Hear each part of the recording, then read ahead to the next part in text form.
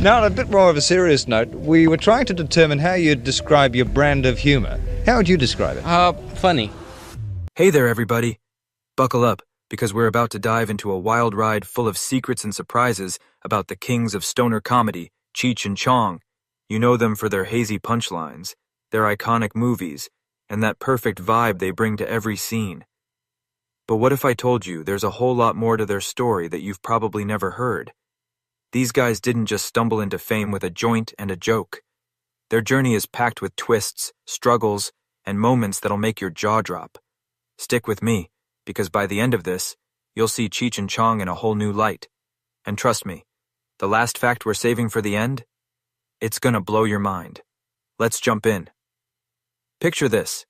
It's the late 1960s, and two guys who couldn't be more different are about to cross paths in the most unexpected place. Richard Cheech Marin was born in South Los Angeles, raised by a dad who was a police officer. Yeah, a cop's kid. Can you believe that? Cheech wasn't dreaming of comedy clubs or movie sets. Nope, he was all about pottery, shaping clay and firing kilns at California State University Northridge. But life had other plans. The Vietnam War was raging, and the draft was breathing down his neck. Cheech didn't believe in that war, and he wasn't about to risk his life for it. So, he made a bold move. He packed up and headed to Canada to dodge the draft. "I didn't want to get killed in Vietnam," he said later, and you can't blame him. That choice changed everything. Now, life in Canada wasn't exactly a party for Cheech. He was a stranger in a new country, scraping by with whatever jobs he could find. He drove trucks, hauled carpets, and kept messing around with his pottery. It was tough, and he was just trying to keep his head above water. One night, desperate for work, he walked into a club in Vancouver. And not just any club, a topless bar called the Shanghai Junk. Sounds like the start of a wild story, right? Well, it was. That's where he met Tommy Chong. And let me tell you, Tommy's life was already a roller coaster of its own. Tommy Chong was born in Edmonton, Alberta, to a Chinese dad and a Scottish-Irish mom. Before he was cracking jokes, he was strumming chords. Tommy was a musician, playing guitar in a band called Bobby Taylor the Vancouvers. They were good, too, good enough to get signed by Motown. But by the early 1970s, Tommy had moved on from music and was running the Shanghai Junk. He wasn't just running a strip club, though. Tommy had a vision. He mixed burlesque with improv comedy, creating a sketch group called CityWorks that performed between the dancers' sets. It was weird, it was bold, and it was totally Tommy. He loved pushing boundaries, and this place was his playground. So, one fateful night in 1970, Cheech walks into the Shanghai Junk, just looking for a paycheck. Tommy takes one look at him and thinks, why not? There was something about Cheech, maybe his quick wit, maybe his vibe, that caught Tommy's eye. He invited Cheech to join the improv group, and that's when the sparks started flying. They didn't know it yet, but they were about to create something legendary. One night, during a show, they started riffing. Cheech was looking for his buddy Dave, and Tommy, playing the ultimate stoner, kept saying, "Dave's not here, man."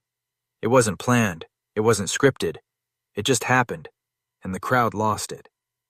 That accidental bit became their first big hit, and it showed them they had something special. From that moment, Cheech and Chong were born. Tommy played the chilled-out hippie, always floating in a cloud of smoke. Cheech was the fast-talking, sharp-witted guy who kept the energy high. Their styles clicked like puzzle pieces, and soon, they were packing clubs in Vancouver. It didn't take long for them to realize they could take this act on the road. They left the Shanghai Junk behind and hit the comedy circuit as a duo. Their humor was raw, irreverent, and spoke to a generation that was all about breaking the rules. They weren't just telling jokes. They were capturing a whole counterculture vibe. And it all started in a topless bar. How's that for a crazy origin story? Their rise was meteoric. They recorded comedy albums that flew off the shelves, toured across the U.S., and made movies that became cult classics.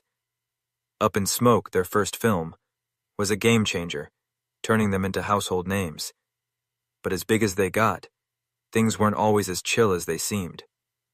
Behind the scenes, Cheech and Chong's relationship was a lot more complicated than their on-screen bromance.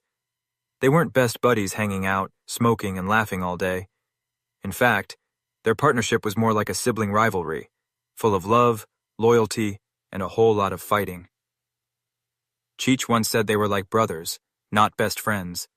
They could argue 1 minute and then hit the stage and nail their act the next. It was like they had two lives, the one the audience saw, where everything was hilarious and easy, and the one backstage, where egos clashed and tempers flared.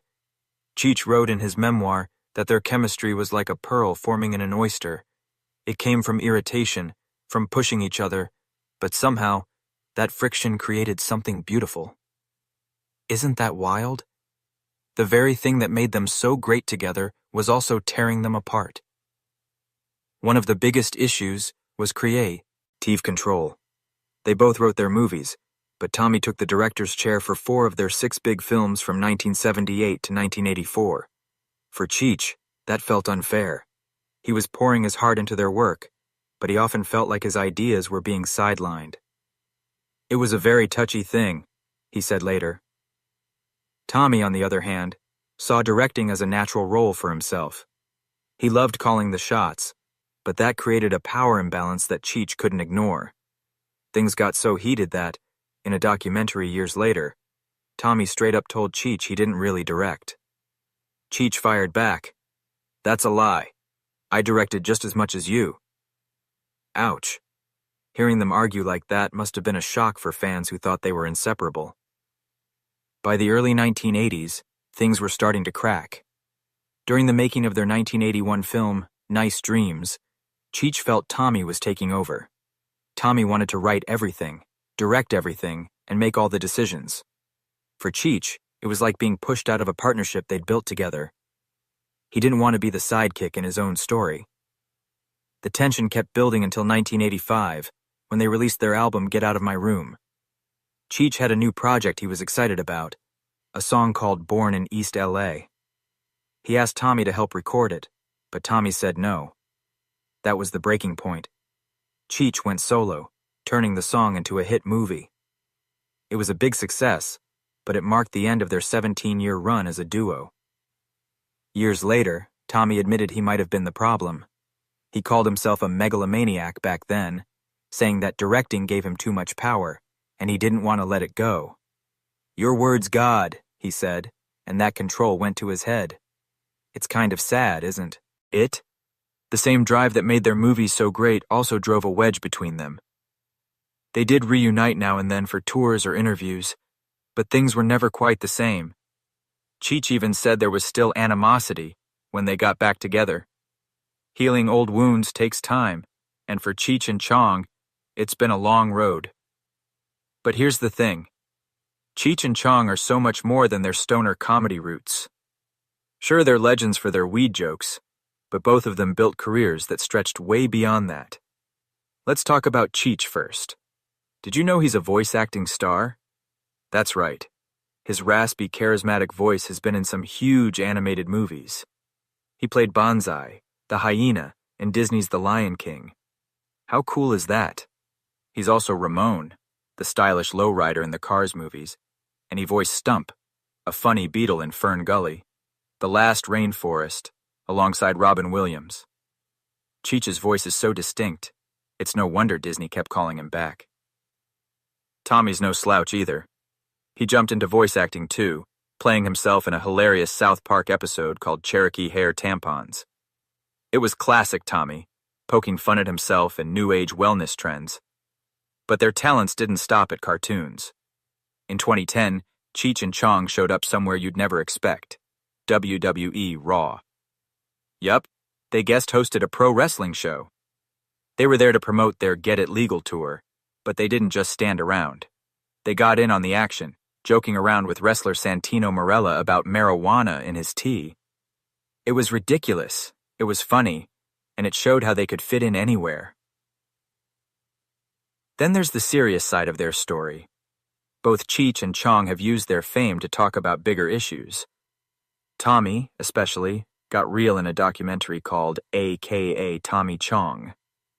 It dives into his arrest in 2003 for selling bongs online, a case many saw as the Jesus overment targeting him for his stoner image. The film isn't just about Tommy. It's about the war on drugs and how it was used to go after certain people. It showed a side of Tommy that's thoughtful and resilient, not just the goofy hippie from the movies. Now, let's get to the mind-blowing stuff. Here are 4 things you didn't know about Cheech and Chong that'll leave you stunned. First up, they almost starred in a Friday the 13th movie. No joke. In 1986, the director of Friday the 13th Part 6, Jason Lives, Tom McLaughlin, pitched a wild idea to have Cheech and Chong face off against Jason Voorhees. Imagine them as stoner camp counselors or running a weed farm in the woods, stumbling into Jason's path. It never happened, but just thinking about it is hilarious. Could you picture Cheech saying, "Man, that guy with the hockey mask is harshing my vibe"? Second, that famous MUFDVR license plate from Up in Smoke? It wasn't made up by the movie crew. It was a real vanity plate owned by an LAPD officer. The plate started on a beat-up American Motors Gremlin, then moved to a cool Corvette, and finally ended up on a customized VW Bug. The officer still has it, complete with old California DMV stickers. How's that for a wild coincidence? A cop's license plate becoming a stoner movie icon is peak Cheech and Chong.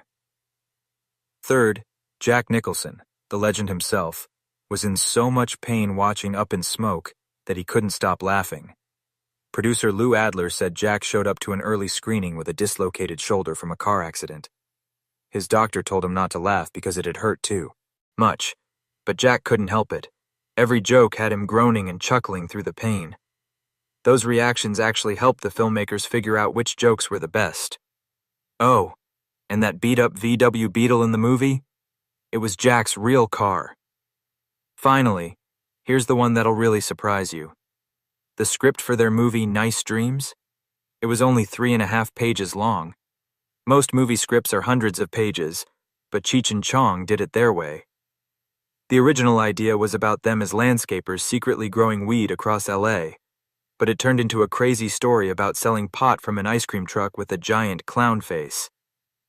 Even with that short script, every slapstick moment and chase scene was carefully planned out.